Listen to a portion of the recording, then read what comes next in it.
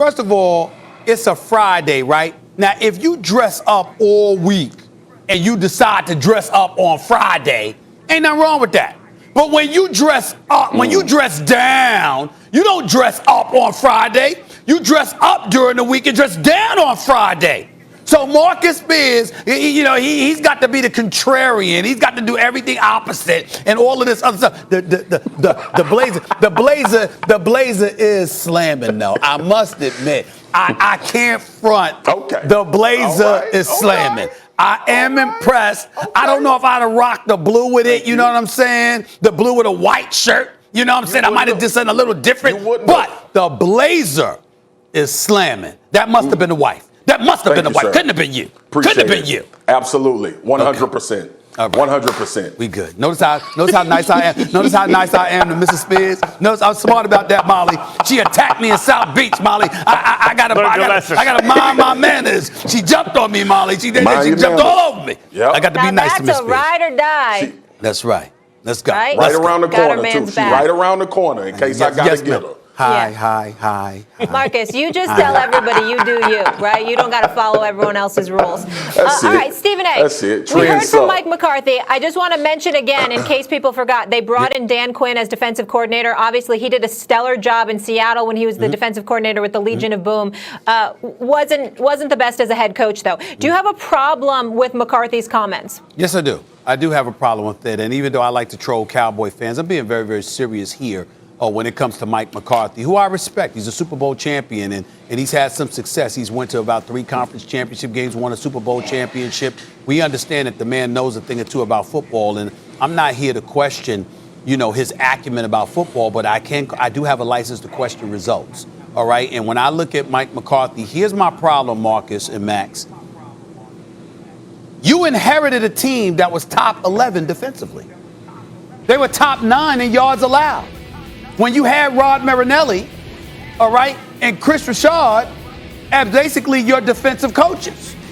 That's what you inherited. You got rid of them to bring in a guy in Mike Nolan last year who was the 31st ranked, who was the defensive coordinator of the 31st ranked team in football defensively in the Atlanta Falcons in 2014. He was so bad that he went 6 years without being able to get a damn job. You got fired in Green Bay primarily because you were accused of being archaic, holding on to the old school ways, holding on to old school people, the personnel, the relationships you had cultivated throughout the years, et cetera, et cetera. You took a year off. You had an epiphany. Things are new now. I'm revived and I've changed. I've modified my way of thinking. And you bring in some dude from 2014, and you're going to sit up there and tell us that, we tried to do too much defensively? What the hell did you try to do anything for? Last time I checked, you kept Kellen Moore. He was a rookie the year before, but you kept him. But somehow, some way, Rod Marinelli got to go. Chris Richard got to go. So you could bring in one of your good old boys. He was ineffective, inefficient, didn't get the job done, compromised the success of the team to some degree. And here you are, now that you bring in Quinn. I mean, I'm just saying that I have a problem with it because own up to that. It wasn't that they tried to make too many different things. You hired the wrong man. You shouldn't have hired him to begin with. What you do it for? What you do it for? Because you knew him? Because you were comfortable with him. As opposed to a brother like Chris Richard, who was working with Rod Marinelli, who had done the job, and you pushed him out the door. That's what I don't like. Marcus, do you want to go? No, go ahead, Max. I want to hear what you got to say, brother. Well, I would say this. What did I say when Mike McCarthy was hired originally? It's an underwhelming kind of hire and they tried to package it with, as Stephen A. pointed out, that Mike McCarthy has learned his lesson. The league passed him by because he didn't pay enough attention to analytics. Aha! But now he knows analytics and he's going to do it. No, that's not what it was about. What Jerry Jones is looking for is a name brand that has some gravitas, that has some credibility as a coach, because he has a resume, who's not going to push back, who's not going to get the credit if they win to take the spotlight off of Jerry. It's Jerry's ego. That's all this is. So you heard him say Stephen and Jerry and I thought. Stephen Jones, by the way, it's unlikely how good Stephen Jones has been. And I don't think he's great, but I think he's like average, maybe even a tick above average NFL GM.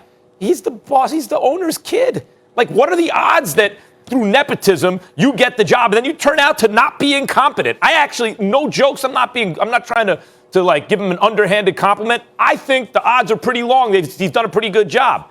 But that's all. They're average. That's why the Cowboys are average. Because Jerry bought the team. It's a shiny new toy to play with. And he's been playing with that toy ever since instead of getting serious about winning championships. So Jimmy Johnson getting too much credit, too big an ego, he's gone. Not even in the Ring of Honor, guys. That's a disgrace. Jimmy Johnson. That's a disgrace. And they only won one more Super Bowl since then. It was with Jimmy Johnson's team. He brought in Barry Switzer. It was Jimmy Johnson's team. And then Bill Parcells. That ain't going to last very long because Bill Parcells, big personality, big ego, will get credit and success, right? You bring in Mike McCarthy. No one was banging down Mike McCarthy's door. He blew it with the Packers and Aaron Rodgers. He was out of job. But Jerry knew he could grab him, package him, put him up front. At least it's not Jason Garrett, right, who Jerry handpicked as a younger guy. Hey, this is my guy, which is why he stayed with him too long. At least it's a guy he thought people could get behind. But I saw through it. We saw through it. Let's be honest.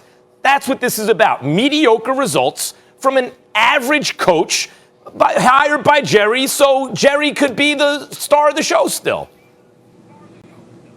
Man, I love when we together, and I have no disagreement with what either one of you are saying. Because if you guys remember, we were on First Take when this news broke.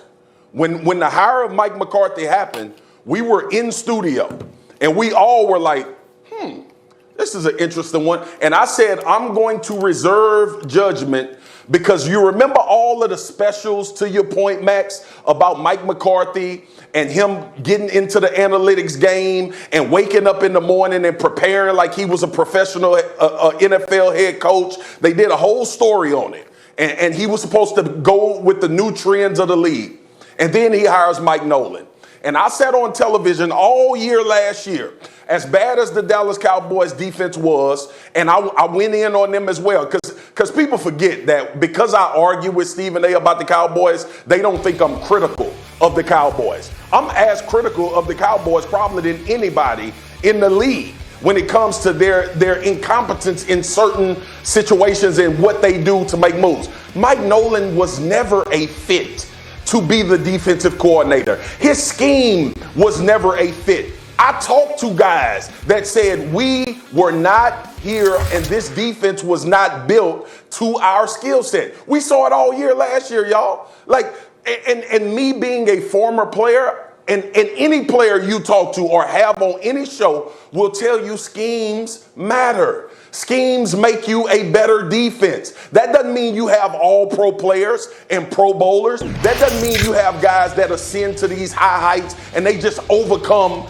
bad calls and bad defense. These guys were in no man's land every single Sunday. Had no idea what they were doing, trying to figure it out on the fly. And Mike McCarthy alluded to that. But I love the point that Stephen A. made. This was his boy. He wanted to hire his boy as the defense coordinator. Look at the NFL in totality. Look at what the teams are doing that are winning. Look at John Lynch and Shanahan in San Francisco. Look what McVay has done in Los Angeles. Look what Veach and Andy Reid have done in Kansas City. And the Dallas Cowboys stand pat and they go sign Mike McCarthy as the head coach. And then they try to sell to Cowboy fans that this is the right move. All you got to do is look around, read the room, understand what's going on in the NFL. DeMarcus Lawrence didn't all of a sudden become a guy that couldn't play football. He was out of position the entire year, guys. So look, all of this talk about we tried to do too much.